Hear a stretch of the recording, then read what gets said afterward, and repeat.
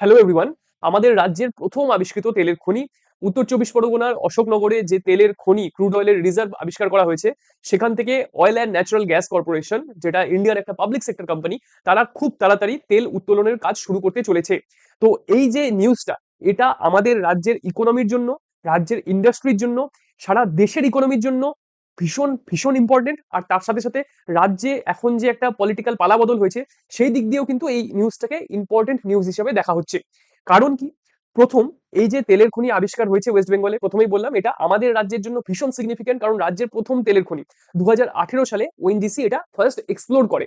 তো যখন কোনো জায়গায় নতুন কোনো অয়েল রিজার্ভ খুঁজে পাওয়া হয়, তখন সেই রিজার্ভে মোটামুটি কতটা তেল সঞ্চিত আছে, মানে কতটা ভলিউম, কতটা কোয়ান্টিটি তেল সেখানে সঞ্চিত আছে, সেটা যে এস্টিমেট দিয়ে পরিমাপ করা হয় সেটা হচ্ছে নাম্বার অফ ব্যারেলস। ব্যারেল মানে জার বা ড্রাম আমরা জানি। তো যে কোনো ব্যারেল হলে চলবে না, একটা ইন্টারন্যাশনাল স্ট্যান্ডার্ড ডাইমেনশন রয়েছে সেই ব্যারেলের। সেই ডাইমেনশনের ব্যারেল কতগুলো ব্যারেল ভর্তি করতে পারে, সেখানে যে পরিমাণ তেল মজুদ আছে সেটা কতগুলো ব্যারেল ভর্তি করতে পারে, তার উপরে ডিপেন্ড করে সেখানে যে রিজার্ভের কোয়ান্টিটি সেটা এস্টিমেট করা হয়। তো ধরা হচ্ছে এই যে অশোকনগর অয়েল ফিল্ড, সেখানে প্রায় 240 মিলিয়ন ব্যারেল তেল সঞ্চিত আছে। 240 মিলিয়ন মানে 24 কোটি ব্যারেল। 24 কোটি ব্যারেল তেল সেখানে সঞ্চিত আছে। কিন্তু এখানে যে পরিমাণ তেল সঞ্চিত আছে তার পুরোটা কিন্তু উত্তোলন করা সম্ভব না। কোনো জায়গাতেই যে পরিমাণ রিজার্ভ থাকে তার পুরোটাকে এক্সট্রাকশন করা পসিবল হয় না। ইন অ্যাভারেজ প্রায় 30% যে সঞ্চয় থাকে সেটা এক্সট্রাকশন করা সম্ভব হয়। তো যে 240 মিলিয়ন ব্যারেল সঞ্চিত আছে তার মোটামুটি 30% হয়তো সেখান থেকে এক্সট্রাকশন করা যাবে। 2018 সালে যে আমাদের দেশের মুদ্রা আর ডলারের মধ্যে যে বিনিময় রেট ছিল, যে এক্সচেঞ্জ রেট ছিল, সেই অনুযায়ী এই যে তেলের ভ্যালুয়েশন সেটা 2018 সালের দিকে ছিল প্রায় 45,000 কোটি টাকা। 45,000 কোটি টাকা। আজকে 2026 সালের জুন মাসে টাকার অনেক ডেপ্রিসিয়েশন হয়েছে, ডলার অনেক বেশি স্ট্রং হয়ে গেছে টাকার কম্পারিজনে।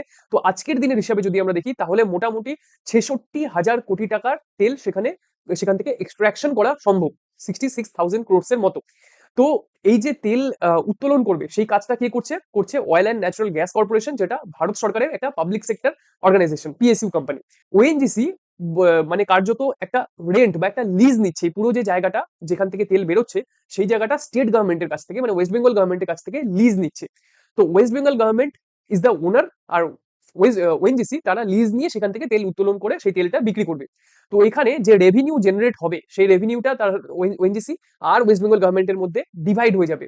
ওয়েস্ট বেঙ্গল গভর্নমেন্ট এখান থেকে কি লাভ করবে? প্রথমত, যেহেতু এটা লিজ মানে একটা কাইন্ড অফ রেন্ট, তো ওএনজিসি সেই লিজের যে অ্যামাউন্ট, সেটা মানে যেটা রেন্ট বলা যায়, সেটা ওয়েস্ট বেঙ্গল গভর্নমেন্টকে পে করবে। এটা হলো number one source of income for West Bengal government. Number two, যে পরিমাণ তেল উত্তোলন করা হবে, মানে অ্যাকচুয়াল যখন প্রোডাকশন স্টার্ট হয়ে যাবে, তখন সেই তেলের উত্তোলনের উপরে রয়্যালটি ফি নামে একটা ফি, সেটাও ওএনজিসি স্টেট গভর্নমেন্টকে পে করবে। তাহলে এটা হলো ইনকাম সোর্স নাম্বার টু। গভর্নমেন্টের কাছে ওএনজিসি অ্যাপ্লাই করেছিল সেই এগ্রিমেন্টের জন্য, সেই লিজের জন্য, লিজ লাইসেন্সের জন্য, যেটা অনেকটা ডিলে হচ্ছিল। ডিলের কারণটা কি? সেই লাইসেন্সে স্ট্যাম্প ডিউটি বা স্ট্যাম্প ফি নামে একটা কম্পোনেন্ট আছে। তো এই স্ট্যাম্প ফির অ্যামাউন্টটা কত হবে, সেটা নিয়ে স্টেট গভর্নমেন্ট আর ওএনজিসির মধ্যে একটা টানাপোড়েন চলছিল। যে এই যে স্ট্যাম্প ডিউটি, সেটা অ্যাকচুয়াল তো প্রোডাকশন এখনো শুরু হয়নি। তো কতটা প্রোডাকশন অ্যাকচুয়ালি হবে সেটার উপরে সেটা ক্যালকুলেট করা হবে, নাকি যত বছরের যে লিজটা নেওয়া হচ্ছে সেই লিজের ভ্যালুর উপর ক্যালকুলেট করা হবে, সেটা নিয়ে একটা টানাপোড়েন চলছিল।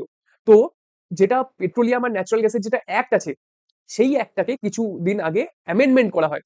সেই অ্যামেন্ডমেন্টের মাধ্যমে যে স্ট্যাম্প ডিউটি, স্ট্যাম্প ফি আছে, সেটার অ্যামাউন্টটা নির্ধারণ করা হয় টোটাল কত বছরের লিজ হবে তার উপরে। মানে সেটার যে ডেফিনিশন, সেটা আগে একটা ভেগ ডেফিনিশন ছিল, সেটাকে তারপর একেবারে ক্লিয়ার কাট ডেফিনিশন করে দেওয়া হয়। তো যার ফলে স্ট্যাম্প ডিউটি নিয়ে দুজনের মধ্যে যে একটা কনফিউশন চলছিল, সেটা দূর হয়ে যায়। তো আলটিমেটলি ওয়েস্ট বেঙ্গল গভর্নমেন্ট সেখান থেকে তাহলে কত ইনকাম পাচ্ছে? যদি আজকের ডেটে 66,000 কোটি টাকার তেল সেখান থেকে এক্সট্রাকশন করা হবে বলে আমরা ধরি, তাহলে ওয়েস্ট বেঙ্গল গভর্নমেন্ট মোটামুটি 6,000 কোটি টাকা সেখান থেকে ইনকাম জেনারেট করতে পারবে। তো সেটা আমাদের রাজ্যের ইন্ডাস্ট্রির জন্য ভীষণ ভীষণ ইম্পর্টেন্ট, কারণ সেখানে কর্মসংস্থান হবে, অনেক ছেলে মেয়ে চাকরি পাবে, বিভিন্ন জব প্রোফাইলে চাকরি পাবে, ইঞ্জিনিয়ার, ড্রিলার, আরো প্রচুর প্রচুর জব প্রোফাইলে সেখানে চাকরি হবে। এবার দেশের ইকোনমির জন্য এটা কিন্তু ভীষণ ইম্পর্টেন্ট, কারণ আমাদের দেশে বিগত কত বছর ধরে লাগাতার অয়েল এক্সট্রাকশনের, ক্রুড অয়েল, গ্যাস, এগুলো এক্সট্রাকশনের যে হার, যে রেট, সেটা কিন্তু ক্রমাগত ডিক্লাইন করছে। 3%, 4% করে প্রত্যেক বছর ডিক্লাইন করেছে। যার ফলে আমাদেরকে আরো বেশি বেশি করে এই যে এনার্জি সোর্স গুলো বাইরের দেশ থেকে আমদানি করে নিয়ে আসতে হচ্ছে, ইম্পোর্ট করতে হচ্ছে। আর আজকের দিনে টাকার দাম ডলারের এক্সচেঞ্জ রেটের তুলনায় যে পরিমাণ পড়ে গেছে, যতটা উইক হয়ে গেছে টাকা, সেটা আমাদের দেশের যে ফরেক্স রিজার্ভ সেটাতে একটা বিশাল চাপ জেনারেট করছে। ইম্পোর্ট বিলটা প্রচুর বেড়ে যাচ্ছে। ধরা হয় যে যদি টাকার দাম ডলারের তুলনায় 1 টাকাও পড়ে যায়, 1 টাকা যদি পড়ে যায়, তাহলে এই যে ফুয়েল আমরা ইম্পোর্ট করে নিয়ে আসি, সেখানের ইম্পোর্ট বিল প্রায় 8 থেকে 10 হাজার কোটি টাকা এক ধাক্কায় বেড়ে যায়, 1 টাকার টাকার পতনের জন্য।